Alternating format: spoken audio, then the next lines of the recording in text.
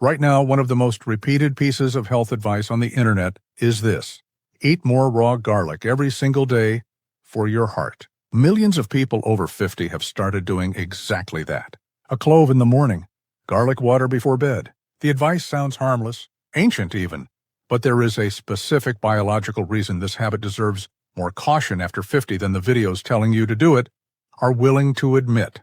Garlic does not just support your heart, it changes how your blood clots, and for a significant number of people over 50, that change is not a small detail. It is the entire story. Today we decode the real mechanism behind garlic's blood-thinning effect, why it matters more after 50, and the precise way to use garlic without creating an unintended risk. Welcome to Mindbody Files. Today we look at what happens inside your bloodstream, your platelets, and your clotting cascade when you add daily raw garlic to your routine after 50, calmly, precisely, and without alarm. To be clear, the praise for garlic is not wrong. Garlic contains a compound called allicin, released when a clove is crushed or chewed. Allicin has real, well-documented cardiovascular benefits. It can modestly lower blood pressure. It supports healthy circulation. The science behind this is genuine. This is why garlic has earned its reputation across cultures and centuries. But allicin does something else at the same time, something most garlic content never explains. It interferes with how your platelets stick together. That mechanism is the missing context. And after 50, it matters in a way it simply does not at 30.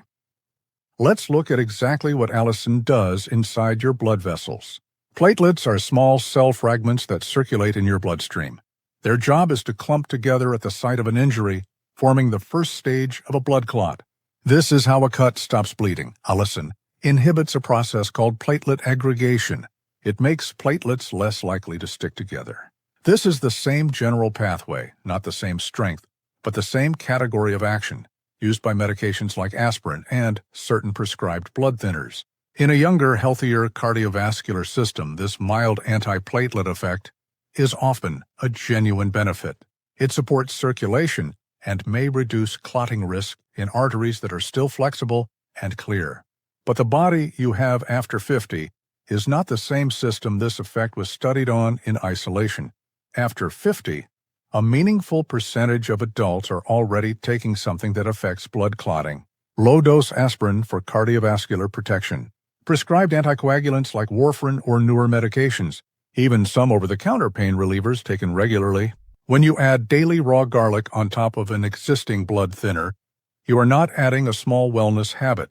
You are stacking a second antiplatelet effect on top of a first one. This is called an additive effect. Individually, both may be appropriate. Combined, without your doctor's awareness, the result can be a bleeding risk neither was designed to create alone. This shows up in specific, identifiable ways. Easier bruising, longer bleeding from small cuts, increased risk during dental procedures or surgery, where clotting needs to function normally. This is not a reason to fear garlic. It is a reason to know exactly what you are combining, and to tell your doctor before any procedure that you eat raw garlic daily. Biology is forgiving, but it requires this one piece of information to be forgiving correctly. There is a second layer to this picture that most garlic advice skips entirely. Allicin is unstable. It is created the moment garlic is crushed or chopped through an enzyme reaction, but it begins breaking down within minutes of exposure to heat. This means raw, freshly crushed garlic has the strongest allicin activity and therefore the strongest antiplatelet effect. Cooked garlic, especially garlic cooked at high heat for several minutes, has dramatically reduced allicin activity. This is precisely why the viral advice to drink raw garlic water or chew raw cloves directly produces a stronger effect than garlic used in cooking. The format is not incidental. It is the entire mechanism. If you are on any blood-thinning medication, this distinction is not a minor cooking tip.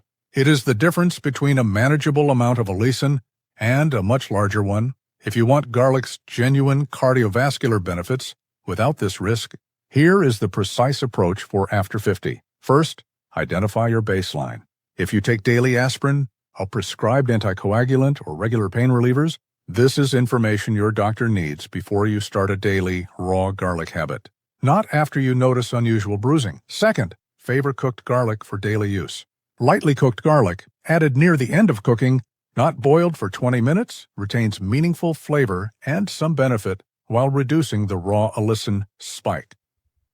Third, if you specifically want raw garlic's stronger effect, treat it the way you would treat a supplement, not a casual habit. One small crushed clove a few times per week, not a daily tablespoon-sized dose. Fourth, watch for the signal your body actually gives you.